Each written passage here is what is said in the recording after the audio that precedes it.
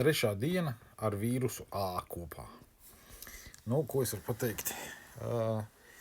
Lēnām kaut kāda tur temperatūra ceļās, neaugst, kaut kāda 37, ne vairāk.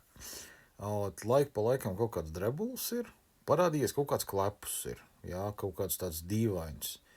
Viņš no sākuma it kā atklepojās, pēc tam it kā neatklepojās, jā, bet parādās viņš kaut kur šitiem te kaklā, tur iekšā nē. Un, protams, kā jau katra klepus sākumā, jā, tagad tu sāc klepot, tad bišķiņ, krūtis sāp. Kas vēl ir? Apetīte nav zudusi, ēst gribās, ar to viss ir kārtībā. Un galvas sāp, šitajās te vietās kaut kā spiež, šitajās, jā, un aizmugurē, jā. Sirdspuksti ir pātrināti, jā, tad, kad tu neko nedari, vidējais ir no 90 līdz 100 sirdspukstiem minūtē. Vispārējais pa vecam. Ausīs sīts jau pusgadu,